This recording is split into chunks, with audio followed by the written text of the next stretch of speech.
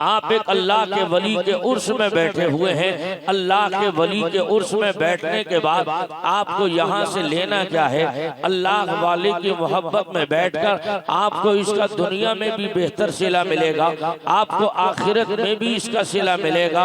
आप कहेंगे मौलाना हसनैन रज़ा मंजरी, अगर हम हुजूर के जिक्र की महफिल में तो बैठे हैं, अगर हम यहाँ पर बैठकर आखिर जब हम अल्लाह वाले के उर्स में बैठे हैं, इस उर्स की महफिल से हमें मिलना क्या है? हम किसी वली का नाम लें तो ये तो कुछ देने वाले नहीं, क्या इनकी मोहब्बत से हमें कुछ इनाम मिलेगा या नहीं मिलेगा?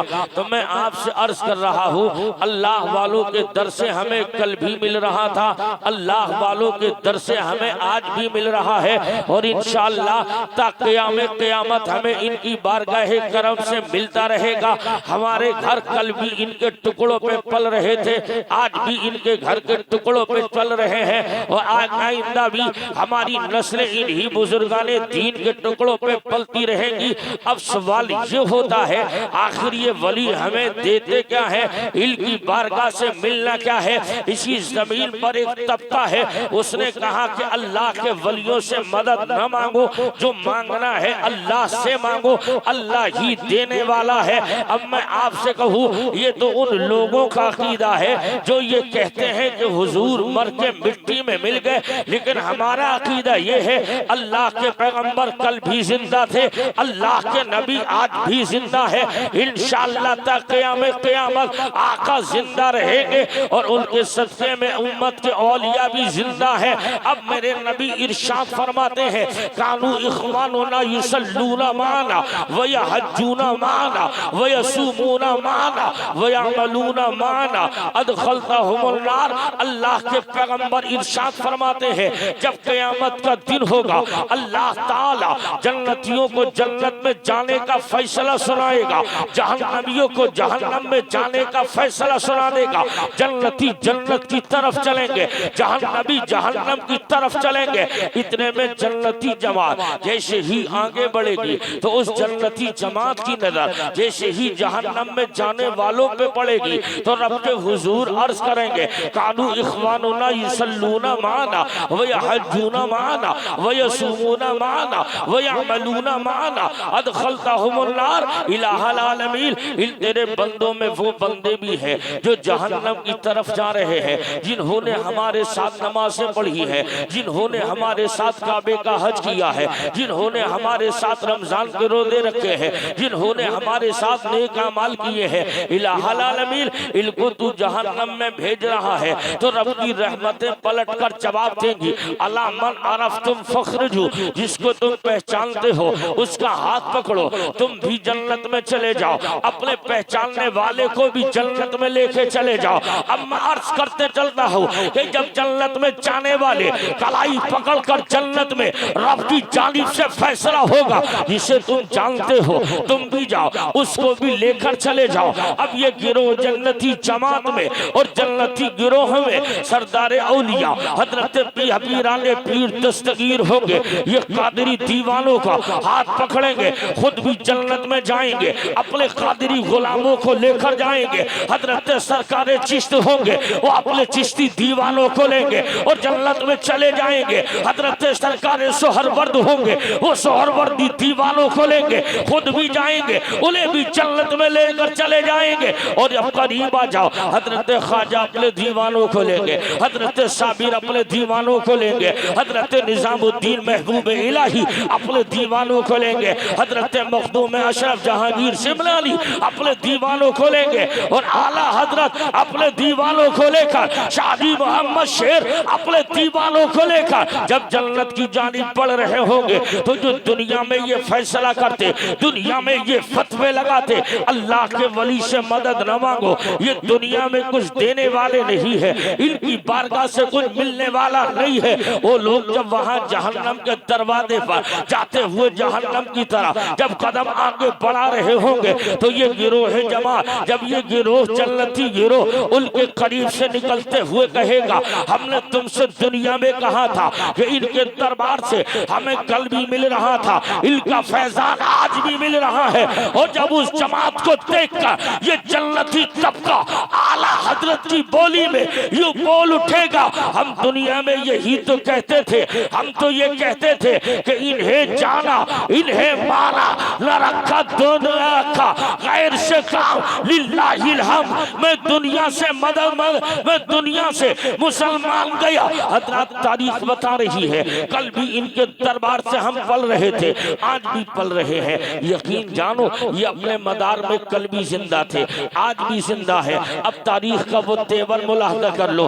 आज हम और आप हैं मुस्तफा जान रहमत सल्लल्लाहु अलैहि वसल्लम का हमने और आपने कलमा पढ़ा है। हम भी मुसलमान अपने आप को कहते हैं। हम उठते हैं मुसलमानों की तरह, बैठते हैं, सारा काम मुसलमानों की तरह है। लेकिन अब जब अंदर से झांक कर देखते हैं, हमारा वजूद तो जाहिरी तौर पर हमें मुसलमान नजर आ रहा है, लेकिन हमारा दिल कितना मुसलमान है। हम कभी अपने आमाल का मुहासबा नहीं करते। इस उर्स सरापा खुद से मैं आने वालों, मैं आपसे अर्ज कर रहा हूँ, आज तुम्हें और मुझे पला पलाया इस्लाम मिल गया है, जिसकी बुनियाद पर जर्रा बराबर एहसास नहीं है।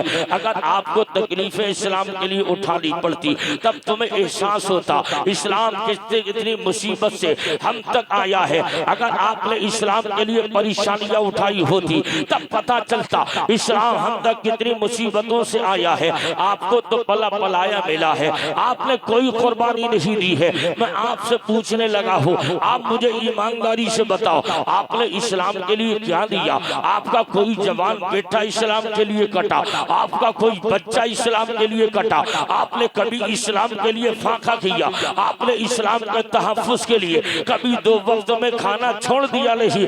हम तो कल भी हंस रहे थे, हम तो आज भी हंस रहे हैं, कल भी खाबे खरगोश के मजे ले रहे थे, आज भी उसी तर्ज पर जिंदगी जी रहे हैं, लेकिन हमने कुछ न दिया। मैं आपसे कहता हूँ, हमें और आपको पला पलाया इस्लाम मिला है। यकीन जानो मुसलमानों, अगर मुस्तफ़ा जाने रहमत के दीवाने हो, आओ इस्लाम हम तक कितनी मुश्किलों से फैला है, हम तक कितनी मुश्किलों से आया है। यही इस्लाम का दौर है। जनाब उमैया ने हजरत बिलाल हबशी पर कब्जा किया था। हजरत बिलाल उसके नौकर है और उसी की नौकरी में मुस्तफ़ा जाने रहमत को दिल बिलाल ने दे दिया। दिल बिलाल का नबी की मोहब्बत में गिरफ्तार है। उठते हैं बिलाल तो नबी का नाम, बैठते हैं बिलाल तो नबी का नाम, खाते हैं बिलाल तो नबी का नाम, उठते बैठते हर महात पर नबी के नाम का नारा बिलाल बुलंद कर रहे हैं। और जब ये बुलंदी आगे बढ़ती रही, उमैया को खबर लगी और उसने बिलाल को बुलाया, कहा बिलाल ऐसा है, तू मोहम्मद की बातें छोड़ दे, खाता मेरा है, नाम दुश्मन का लेता है, रहता मेरे यहाँ है, बातें दुश्मन की करता है, तनख्वाह मुझसे लेता है, नाम मेरे दुश्मन का लेता है। अगर तूने नाम मोहम्मद का लेना बंद न किया बिलाल, तो देख ले तुझे दर्दनाक अजाब दिया जाएगा, तुझे निशाने इबरत बना दिया जाएगा।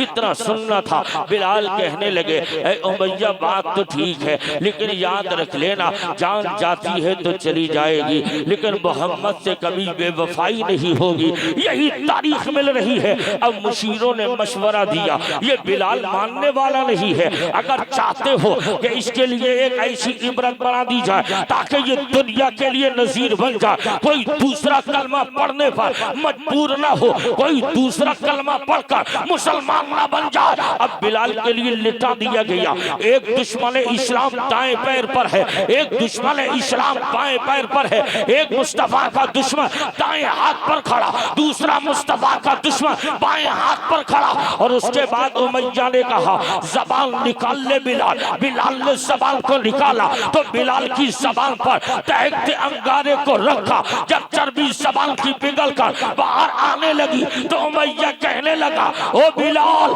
अब तो मान जा, अब कलमा पढ़ना छोड़ दे। तो बिलाल ने बरचस्ता कहा था, ओ उमैया सुन ले, बदन पर तेरा कब्जा है, दिल तो मदीने वाले के बाजार में बिक गया है। नारे तकबीर, नारे रिसालत, इश्क़े मुस्तफा, मसलके आला हजरत उर्से सैयद मियां हुजूर, सरजमीने अटंगा चांदपुर, सुभान अल्लाह सुभान। दिल तो मदीने वाले की चौखट पे बिक चुका है, दिल मदीने वाले के यहाँ चला गया है। जब इतना सुनना था तो अब बिलाल ने दुनिया को ये मिजाज दे दिया, हालात कितने ही पुरखतर हो लेकिन हालात से समझौता नहीं। जो मुस्तफा का गुलाम होता है, जान चाहती है तो चली जाए, माल चाहता है तो चला जाए, औलाद चाहती है तो चली जाए, लेकिन नबी से कभी बेवफाई नहीं करना है। यही मिजाज बिलाल ने दिया है। इश्क देखना है मदीने वाले से तो हजरत अबू उबैदा है, हजरत उबैदा इब्न जर्राह है। एक जंग का मौका था, जंग हो रही है, हजरत अबू उबैदा नबी की तरफ से, जनाबे उबैदा का बाप जर्राह वो दुश्मनाने इस्लाम की तरफ से जंग का मौका था। एक बेटा बाप के मुकाबले में, बाप दुश्मनों की तरफ से और बेटा नबी की तरफ से, हाथ में बेटे के तलवार, उधर हाथ में बाप के तलवार, दोनों बाप बेटे आमने सामने हो गए। और जब दोनों का मुकाबला हुआ तो बाप ने कहा था, ओ मेरे बेटे, क्या मैंने तुझे आज ही के दिन के लिए जवान किया है? क्या मैंने तुझे आज ही के दिन के लिए पाला है? एक बेटा अपने बाप पर तलवार लेकर खड़ा होगा, एक बेटा अपने बाप का मुकाबला करेगा। कोई मुरब्बी का कत्ल करता है, कोई अपने मुखिया को मारता है, कोई बेटा बाप का मुकाबला करता है। जब ये बातें चल ही रही थी, इतना सुनना था। हजरत अबू उबैदा कहते हैं, मैं बाप से बोल रहा था, बाप मुझसे बोल रहा था। इसी गुफ्तगू में जनाब मेरे बाप ने मेरे नबी की शान में गुस्ताखी की है। कहा था, ए अबू उबैदा, ये याद रख ले उबैदा कि तूने क्या कर दिया। तू उस जादूगर के कब्जे में आ गया है, उस शाहिर की बात मानता है, उस शायर की बात मानता है, उस मजनू की बात मानता है। उबैदा कहते हैं, मैंने तलवार को नियाम से बाहर किया और अल्लाह की ज़रब लगाई है, बाप की गर्दन पे तलवार मारी और जैसे ही तलवार मारी है बाप का सर अलग गिरा, बाप का धड़ अलग गिर गया। और जब नारे तकबीर की सदा बुलंद करते हुए जंग इख्तिताम पे पहुंची है, अबू उबैदा हजरत उबैदा कहते हैं, मैंने बाप के सर के बाल पकड़े हैं और पकड़ करके घसीटता हुआ हुजूर के कदमों में सर डाल दिया। तो मेरे नबी ने कहा था, ए उबैदा किसका सर लाए हो? उबैदा किसकी गर्दन लाए हो? उबैदा किसका सर लेकर आए हो? उबैदा कहते हैं, आका किसी और का नहीं, अपने बाप का सर लेकर आया हो, अपने परिवार के मुखिया की गर्दन लाया हो, अपने मुरब्बी का कत्ल किया है। तो नबी ने फरमाया, ए उबैदा, कोई अपने बाप को भी मारता है, कोई अपने मुखिया का कत्ल करता है, कोई अपने परिवार के मुखिया को मारता है, कोई अपने मुरब्बी का कत्ल करता है। इतना सुनना था। उबैदा कहते हैं, मैंने हुजूर की बारगाह में अर्ज किया था, या रसूल अल्लाह, ये बात तो आपकी ठीक है, कोई बाप को कत्ल नहीं करता, कोई मुरब्बी को कत्ल नहीं करता, कोई मुखिया को नहीं मारता है। तब पैगंबर फरमाते हैं, तूने ऐसा क्यों किया? तो हजरत उबैदा ने कहा था, या रसूल अल्लाह, ये बता दीजिए, ये जमीन खुदा ने आपके लिए बनाई है, आसमां खुदा ने आपके लिए बनाया है, ये चांद खुदा ने आपके लिए बनाया है, ये सूरज खुदा ने आपके लिए बनाया है। आका, इस जमीन पर उसी को जीने का अधिकार होगा जो आपका वफादार गुलाम होगा। नारे तकबीर, नारे रिसालत, इश्क़े मुस्तफा, मसलके आला हजरत उर्से सैयद मियां हुजूर, सरजमीने टंगा चांदपुर, हजरत अल्लामा मुफ्ती हसनैन मंजरी साहिब किबला। वाह वाह, हमने क्या दिया इस्लाम को, हमने क्या दिया है हुजूर को। हम कलमा तो नबी का पढ़ते हैं, हम कलमा मुस्तफा का पढ़ते हैं, लेकिन हम क्या कर रहे हैं? हमारा दिन निकलता है, हमारी शाम होती है, 24 घंटे मुकम्मल हो जाते हैं, कभी हुजूर हमें याद नहीं आते, कभी हुजूर याद नहीं आते, कभी हुजूर का ख्याल नहीं आता। 24 घंटे मुकम्मल हो जाते हैं लेकिन हुजूर का ख्याल नहीं आता। अब ये देखो, मेरे आका है, कितना प्यार करते हैं हमसे।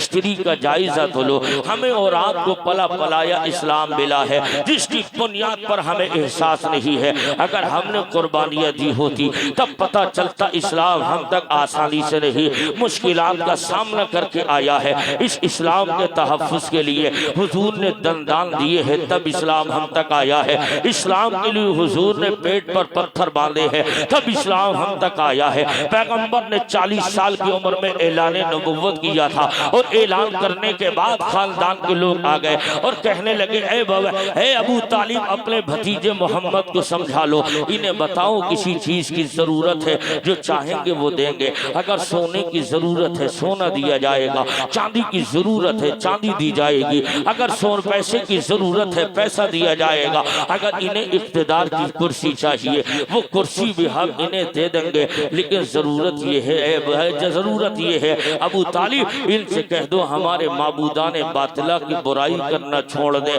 जैसे ही हुजूर को बुलाया, मेरे नबी से कहा था अबू तालिब ने, ओ भतीजे मान जाओ, तुम इनके झूठे इनके खुदाओं की बुराई न करो, इनकी कोई बात मत करो। तब मेरे नबी ने कहा था, मैं इनकी बुराई क्या करूंगा, मैं तो यही तो कहता हूँ, अगर पेशानी झुकाना है तो लातो मना तो उस्सा के सामने नहीं, अगर पेशानी झुकाना है उसके सामने झुकाओ जिसने तुम्हें और सारी कायनात को पैदा किया है।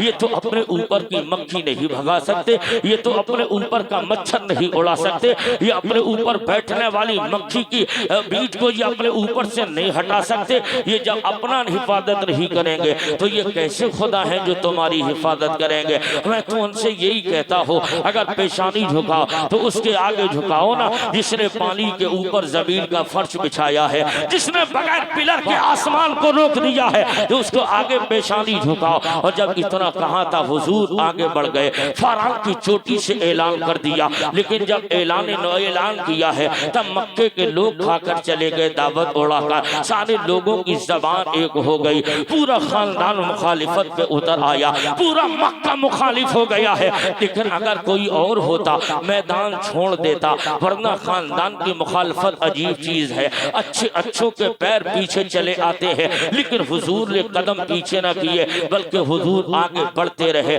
जब आगे बढ़े हैं हुजूर पर पहली वही नाजिल हुई, आप गारे हिगाल के अंदर से वापस आए हैं और आने के बाद तबलीग कर रहे हैं। कोई मानने को तैयार नहीं, सबको समझाया जा रहा है तो कोई जादूगर कह रहा है, कोई आपको शाहिर कह रहा है, कोई आपको शायर कह रहा है, कोई आपको दीवाना कह रहा है, कोई आपको मजनू कह रहा है, कोई मानने को तैयार नहीं। फिर नबी खार में जाते हैं और जाकर अर्ज करते हैं, मालिक मैं वो लोगों को समझा रहा हूँ, कोई मानने को तैयार नहीं। निदा आती है महबूब, तबलीग करना तेरा काम है, ईमान दिलाना हमारा काम है। नारे तकबीर, नारे रिसालत, फैज़ाने गौसे आज़म, उर्से सैयद मियां हुजूर, मसलके आला हजरत। सुभान तुम अल्लाह। अपना काम किए जाओ, हम अपना काम करेंगे। इतना सुनना था, पैगंबर बाहर आए, फिर तबलीग शुरू कर दी। लेकिन कोई मानने को तैयार कहाँ है। आहिस्ता आहिस्ता मेहनत करते करते हुजूर इस नतीजे पे पहुंचे, खानदान की भक्तियां आप सुन रहे हैं, खानदान के तानो तशनी आप सुन रहे हैं। वरना मैं आपसे कहता हूँ, ये तो खानदान के लोग आपको सोना दे रहे थे, खानदान वाले चांदी दे रहे थे, खानदान वाले इख्तिदार की कुर्सी दे रहे थे। और आखिर में कहते हैं, अबू तालिब कह दो भतीजे से, अगर मक्के की जिस हसीन लड़की से चाहे उससे हम शादी करा देंगे, लेकिन इनसे समझा दो मान जाए अपने मिशन से। लेकिन हुजूर मिशन से न हटे, आखिर ये तमाम परेशानियां उठाई है, खानदान की बगावत झेली है हुजूर ने, खानदान की मुखालफत बर्दाश्त की है। लेकिन हुजूर आगे बढ़ते रहे, आहिस्ता आहिस्ता दामन नबुव्वत में लोग आ रहे हैं। अब हुजूर ने चाहा, यहाँ मक्के के लोग नहीं शहर के मान रहे हैं, चलो न ताइफ की तरफ चल रहे हैं। ये मक्के वाले जाहिल हैं तो ताइफ के पढ़े लिखे लोग हैं, उन्हें समझाऊंगा मान लेंगे, उन्हें बताऊंगा मान लेंगे। इतना सुन करके हुजूर दिल में ख्याल लेके आगे बढ़े। जैसे ही ताइफ के बादान में गए हैं हुजूर, आपने कहा था कूलू ला इलाहा इल्लल्लाह तुफ्लिहू, ऐ लोगों अल्लाह की वहदानियत का ऐलान कर लो, मुझे अल्लाह का रसूल मान लो, अल्लाह कामयाबियां तुम्हें देगा, फलाह तुम्हारे लिए होगी। इतना सुनना था। तारीख बता रही है, पैगंबर ने जब ये ऐलान किया है, इतने में मक्के के जालिम उबाश लड़के आ गए, हाथों में पत्थर है, उन पत्थरों को उठाया, हुजूर पर फेंकना शुरू कर दिया। इस कदर संग बारी हुजूर पे हो रही है कि सरकार की एड़ियों पे जब पत्थर लगे हैं तो सरकार के दोनों एड़ियों से खून निकला, आपकी नाले ने मुकद्दस खून से भर गई है। और जब हुजूर दर्द की तकलीफ को बर्दाश्त न कर पाते, पैगंबर बैठ गए और बैठने के साथ साथ ये जालिम लड़के आगे बढ़ते, हुजूर के मुंडों को पकड़ते, फिर खड़ा किया जाता और चलाया जाता, फिर पीछे से पत्थर मारे जाते। और जब पत्थरों पे पत्थर खाते, सरकार तकलीफ से बैठ रहे हैं, कभी उठ रहे हैं, उठते हैं पत्थर लगते हैं, बैठते हैं नाले खून से भर जाती है। ये तकलीफ हुजूर ने उठाई है। अब मैं अर्ज करता हूँ तसव्वुर में आका, आप ये तकलीफें क्यों उठा रहे हैं? मक्के वाले कुर्सी आपको दे रहे थे, मक्के वाले सोना आपको दे रहे थे, मक्के वाले चांदी आपको दे रहे थे, मक्के वाले अरब की हसीन लड़की आपके निकाह में दे रहे थे, तब आपने मुसीबत किस लिए उठाई है? आपने परेशानी किस लिए उठाई है? तो इश्क कहता है ए नादान परेशान ना हो, ये परेशानी आका हमारे लिए उठा रहे हैं, आका इस्लाम के लिए उठा रहे हैं, आका इस्लाम के तहफ्फुज़ के लिए कर रहे हैं, इस्लाम की इशाअत के लिए कर रहे हैं, इस्लाम की वक़ा के लिए कर रहे हैं। और जब ये इस्लाम की हिस्ट्री जब पढ़ते हैं, अब पैगंबर उसी असरा में हजरत बुलबुल सिदरा एक बार आए हैं, आकर के अर्ज किया था या रसूल अल्लाह, मैंने आपकी उम्मत के जन्नतियों को देखा है, आपके उम्मतियों को जहन्नमियों को देखा है। आका फरमाते हैं क्या देखा? हजरत जिब्रील कहते हैं या रसूल अल्लाह, ये आपकी उम्मत का जन्नतियों का अमाल नामा है। जैसे हुजूर ने देखा, ठंडी सांस ली, फिर जिब्रील कहते हैं सरकार खुश मत होइए, ये आपकी उम्मत के जहन्नमियों का अमाल नामा है। सरकार ने देखा, पैगंबर के चेहरे पे आंखों से अश्क निकले, आपके आंखों से अश्क निकले, आपके गुस्सा पर जैसे ही अश्क टपके हैं, अब हुजूर रोने लगे। हजरत जिब्रील अर्ज करते हैं आका क्यों रो रहे हैं? तो हुजूर फरमाते हैं अपनी उम्मत के जन्नतियों को देखता हूँ, उनके आमाल देखता हूँ, दिल को सुकून मिलता है। जब अपनी उम्मत के जहन्नमियों के आमाल देखता हूँ तो दिल को तकलीफ होती है। मैं आपसे कहता हूँ डंगा चांदपुर के सुन्नी जिया लो, सुन्नी जिंदा दिल मुसलमानों, याद रख लेना मक्के वालों ने क्या कम नबी पर जुल्म किए थे, मक्के वालों ने क्या नबी को कम सताया था, मक्के वालों ने क्या जुल्म नहीं किया था। आपकी जाए पैदाइश मक्का को हुजूर को छोड़ने में मजबूर कर दिया। आपका कोई अपना घर छोड़ना कहाँ गवारा करता है? आपने वतन छोड़ने में मजबूर कर दिया गया, आपके ऊपर कूड़े डाले गए, आपके खंदक खोदी गई, आपने पेट पर पत्थर बांधे, ये तमाम परेशानियां उठाई थी। मक्के वालों ने क्या कम जुल्म किए थे? अब मैं कहता हूँ मुसलमानों, तुम अपने बदआमाली के सबब अपने पैगंबर के दिल को क्यों तकलीफ दे रहे हो? मक्के वालों ने बहुत सता दिया है, तुम तो गुलाम हो, वो दुश्मन थे, वो अगर दुश्मनी करे तो बनता है, तुम तो गुलाम हो, तुम क्यों नबी का दिल दुखा रहे हो? तुम क्यों नबी को तकलीफ दे रहे हो? तुम क्यों नबी को सता रहे हो? मैं ये कहना चाहता हूँ अगर मुस्तफा जाने रहमत के गुलाम हो, अगर तुम्हारे दिल में मदीने वाले की तलब मौजूद है इश्क की, तो याद रख लेना पूरी दुनिया को ये मिजाज दे दो और पूरी दुनिया से कहो हम तो मदीने वाले के गुलाम हैं, हम तो आका के गुलाम हैं, और हम इस तर्ज पर अपनी जिंदगी जिएंगे कि जब हम निकले तो जमाना ये कहने पे मजबूर हो जाए कि जब गुलाम ऐसा है तो नबियों का इमाम कैसा होगा। नारे तकबीर, नारे रिसालत, इश्क़े मुस्तफा, मसलके आला हजरत उर्से सैयद मियां हुजूर, सरजमीने टंका चांदपुर, हजरत अल्लामा मुफ्ती हसनैन रज़ा मंजरी। वाह वाह वाह, क्या बात, बहुत अच्छा पैगाम, बहुत अच्छा बात। हम भी तो मुसलमान हैं, क्या बात, हमने भी कलमा मदीने वाले का पढ़ा है, लेकिन याद रखना मुसलमानों, अपना ज़मीर झांको, अपने आप को पहचानो, अपनी बदआमाली के सबब हुजूर को तकलीफ न दो, अपनी बदआमाली के सबब पैगंबर को मत सताओ।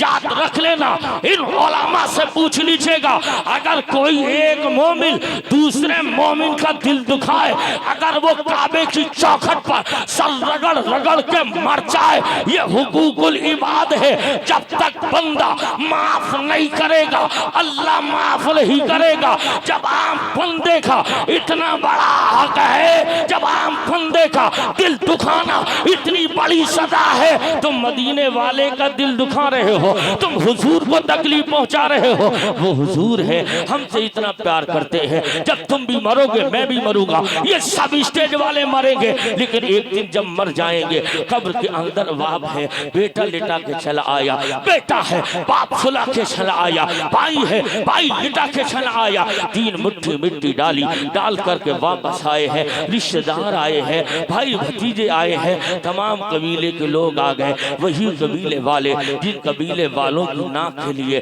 तुम हुजूर को तकलीफ दे रहे थे, खानदान की इज्जत के लिए तुम मदीने वाले का दिल दुखा रहे थे, तुम माँ बाप के लिए मदीने वाले को तकलीफ दे रहे थे। वो तुम्हारा माँ बाप, वो तुम्हारा बाप तुम्हारी कब्र पे 2-3 मुट्ठी मिट्टी डालकर वापस आ गया, तुम्हारा भाई तुम्हारी कब्र पे 3 मुट्ठी मिट्टी डालकर वापस आ गया। वो माँ जिसके लिए तुमने नबी का दिल दुखाया, वो माँ तुम्हारी कब्र में सोने नहीं गई, लेकिन जब दिल परेशानी में घबराया, अंधेरी कोठरी में उतार कर तेरे घर वाले चले आए हैं, कर आकर बिरयानी का इंतजाम हो गया है, ये रिश्तेदार बिरयानी खा रहे हैं, और तुझे अंधेरी कोठरी में उतार दिया गया। अंधेरी कोठरी में पड़ा है, किसी रोशनी का बंदोबस्त नहीं, किसी बिस्तर का इंतजाम नहीं, किसी तकिए का बंदोबस्त नहीं। उस परेशानी में क्या करेगा तू? दिल घबराएगा। हम मैं आपसे कहता हूँ, मैंने अपने बुजुर्गों से सुना है, हमारे बड़े बूढ़े कहते हैं, ए लो बेटा, अगर कोई मुसीबत में काम आता है, उसका एहसान याद रखा जाता है, उसे भुलाया नहीं जाता, उसकी बातें याद रखी जाती है, अपनी नस्लों को बताया जाता है कि उसका एहसान तेरे बाप पर बड़ा था, उसके साथ एहसान करना, उसका एहसान मत भूलना। मैं कहता हूँ, कब्र से ज्यादा मुश्किल घड़ी कौन सी होगी, कब्र से ज्यादा सख्त घड़ी कौन सी होगी, जहाँ बाप काम नहीं आया, जहाँ बेटा काम नहीं आया, जहाँ चचा काम नहीं आया, जहाँ मामू काम नहीं आया, दुनिया के सारे रिश्ते 3 मुट्ठी मिट्टी देखा तुझे कब्र में लिटा कर वापस चले आए हैं। अब मैं आपसे कहूँ, उस अंधेरी कोठरी में दिल घबरा रहा है, इतने में मदीने से आवाज आती है, ओ मेरे गुलाम परेशान ना हो, ओ मेरे चाहने वाले परेशान ना हो, ओ मेरे आशिक परेशान होने की जरूरत नहीं है। तेरा बाप तेरा साथ छोड़ देगा, तेरा भाई तेरा साथ छोड़ देगा, तेरा चाचा तेरा साथ छोड़ देगा, लेकिन याद रखना मेरे गुलाम, जिस नबी का तूने कलिमा पढ़ा है, वो नबी तेरा साथ नहीं छोड़ेगा। बेशक नारे तकबीर, नारे रिसालत, फैजाने गौसे आजम, मसलके आला हजरत, सुभान अल्लाह सुभान।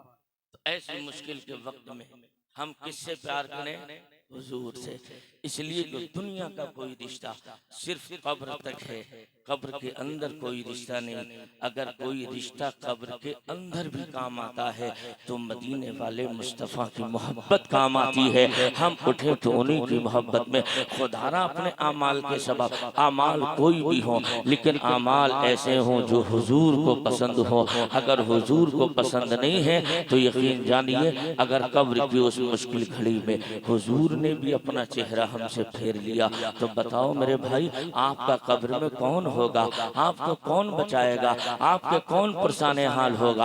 आपकी कौन मदद करेगा? अगर आपका दिल चाहता है दुनिया भी चैन से गुजरे, आखिरत भी अच्छी हो, अगर दुनिया में परेशानी है तो कोई बात नहीं, आखिरत हमारी अच्छी हो, तो तुम मदीने वाले को राजी कर लो, आमिना के लाल को राजी कर लो, हुजूर से दिल लगाओ। उठो तो हुजूर की बातें, बैठो तो हुजूर की बातें, सो तब हुजूर की बातें, उठो तब हुजूर की बातें। आपकी जिंदगी का एक एक लम्हा नबी नबी बोलता रहे, आपकी जिंदगी का एक एक शोभा नबी नबी बोले। जब इस तर्ज पर जिंदगी जियोगे, इस तर्ज पर जिंदगी गुजारोगे, जब तुम दुनिया से जाओगे ना तो हर एक गली कूचे से आवाज आएगी, आज उसकी मैयत उठी है, जिसको देख कर लगता था ये हुजूर का गुलाम निकल के जा रहा है। इस तर्ज पर जिंदगी जियो। ए लोगों, हुजूर कितना प्यार करते हैं हमसे। हमने हुजूर को मोहब्बत के बदले में दिया क्या है? हम हुजूर को क्या क्या रहे हैं। हम तो तकलीफ कल भी दे रहे थे, आज भी दे रहे हैं। अगर सही माना में हुजूर के गुलाम हो, आज इस जलसे में बैठ कर ये अहद कर लो, हमारे दिन गुजरे या रात, जिस तौर पर भी रहे, अमीरी में रहे या गरीबी में रहे, हर हाल में अल्लाह के शुक्र के साथ अपने पैगंबर को न भूलेंगे। हर वक्त हुजूर को याद रखा जाएगा, हर वक्त हुजूर को याद रखेंगे, उनकी जिंदगी को अपनी जिंदगी में शामिल करेंगे। याद रखना, अगर यही तो हुजूर है, कायनात में इनसे अच्छा है कौन, कायनात में इनसे बेहतर है कौन, कायनात में इनसे सच्चा है कौन, इतने मोहब्बत वाला है कौन, इतने प्यार वाला है कौन। आखिर ये हुजूर ने इतनी परेशानियां उठाई थी, हमारे ही लिए तो उठाई है। ये दर्द हुजूर ने सहे हैं, हमारे लिए सहे हैं। ये परेशानियां पैगंबर उठा रहे हैं, ये सब हमारे लिए उठा रहे हैं। तो अब हमारी जिम्मेदारी बनती है, इश्क का तकाजा ये है, अब मजीद अपने आका को तकलीफ न दी जाए। जिनको देना थी उन्होंने दे ली, अब हम पैगंबर का दिल न दुखाएंगे, अब पैगंबर को ईज़ा न पहुंचाएंगे। हम अमाल वो करेंगे जो हुजूर जिससे राजी हो, उन कामों से बचेंगे जिनसे पैगंबर नाराज हो। अब याद रख लेना, अगर हुजूर नाराज हो गए तो तुम्हारा दुनिया और आखिरत में कोई पुरसाने हाल नहीं होगा, कोई तुम्हारा ठिकाना नहीं बनेगा। बस वही ठिकाना जिस ठिकाने के बारे में कुरान ने कहा था, या कुरान ने कहा था कि कुरान के जिसका मफहूम ये है, कुरान कहता है ए ईमान वालों, तुम अपने आप को, अपने अजीज अकारीब को जहन्नम की आग से बचाओ। वो जहन्नम की आग जिसका ईंधन इंसान और पत्थर होंगे। हजरात, उस जहन्नम की आग जिसका ईंधन इंसान और पत्थर होने वाले हैं, उस आग से अपने आप को महफूज रखो, उस जहन्नम से अपने आप को बचाओ। उस जहन्नम से जब बचोगे, आप जिस वली की मोहब्बत में यहाँ आए हो, जिसका उर्स कर रहे हो, कभी उसकी जिंदगी का भी जायजा लो। आप जिस अल्लाह के वली से प्यार कर रहे हो, कभी उसकी हिस्ट्री भी उठा के देखो। चाहे बरेली के अहमद रजा की जिंदगी पढ़ दो, चाहे पीलीभीत के शाजी मोहम्मद शेर की जिंदगी पढ़ लो, चाहे रामपुर के हाफिज शाह जमाल की जिंदगी पढ़ लो, चाहे तो लखनऊ के बाराबंग, चाहे तो वारिस देवा की जिंदगी पढ़ लो। जिस शहीदे की जिंदगी अल्लाह के वली की पढ़ोगे, तब आपकी जिंदगी का एक एक लम्हा आपको निराला लगेगा, आपकी जिंदगी का एक एक शोमा आपको अंदाजा बिल्कुल मुस्तफ़ा जाने रहमत की जिंदगी की अक्कासी करता नजर आएगा। यही बरेली शरीफ के इमाम मोहम्मद रजा खान फाजिल बरेलवी है, जिन्होंने अपनी जिंदगी को हुजूर की मोहब्बत में इतना रचाया बसाया, इतना रचाया बसाया। सिर्फ मदीने से ही मोहब्बत नहीं थी, बल्कि आला हजरत जितनी मोहब्बत मदीने से करते हैं, उतनी ही मोहब्बत मदीने वाले के लाडले अब्दुल कादिर से किया करते हैं।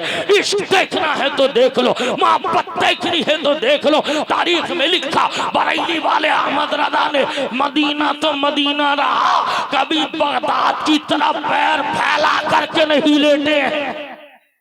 इश्क था ये मोहब्बत थी। हम क्या कर रहे हैं, हमने गौस को नहीं देखा, हमने मदीने वाले हुजूर को न देखा, आला हजरत ने न देखा था, लेकिन इतना इस कदर प्यार किया। और उस प्यार का नतीजा ये निकला, जब बरेली से पहुंचे थे मदीने शरीफ, रोज़े पाके रसूल पे खड़े हो गए, मवाज शरीफ के सामने मेरा इमाम खड़ा हो गया। पूरे भारत के तमाम फितरों को अपने जहन में लेकर जो सवाल रोज उठ रहे थे, वो दिमाग में गर्दिश कर रहे थे। कोई कह रहा था हुजूर मर के मिट्टी में मिल गए। जब ये तमाम ख्याल लेकर के मवाज शरीफ के सामने अहमद रजा खड़े हैं, तो रोकर कहते हैं आका आपका अहमद रजा आ गया है, अहमद रजा आ गया है।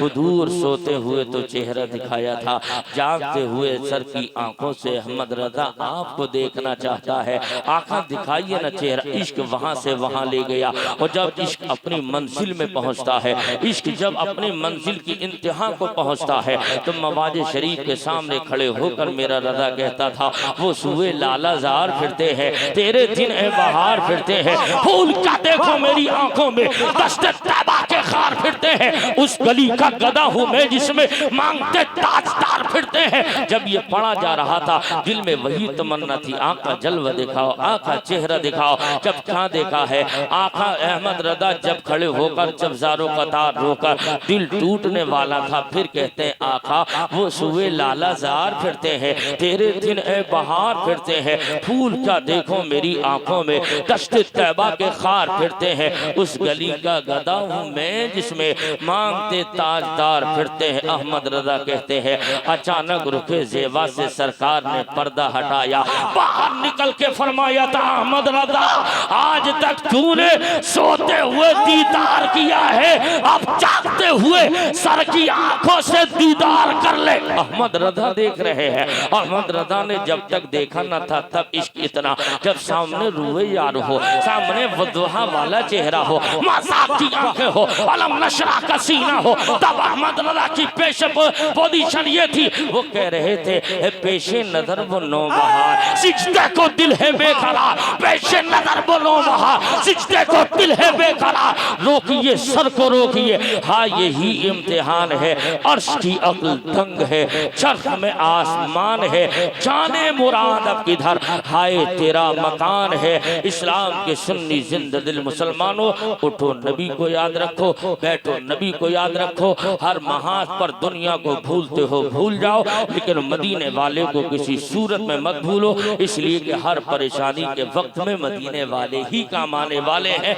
बस चलते चलाते इमाम अहमद रजा की जबान में बोलता हो और अपना पैगाम देकर वापस जा रहा हो कि हर वक्त यही फिरते जबा रहे, दुनिया छोड़ो तो इस हाल में ये कहते हुए दुनिया छोड़ो, उन्हें जाना उन्हें माना, न रखा गैर से काम, लिल्लाहिल हम्द मैं दुनिया से मुसलमान गया। कलमे तैयबा पढ़ लें ला इलाहा इल्लल्लाहु मुहम्मदुर रसूलुल्लाह।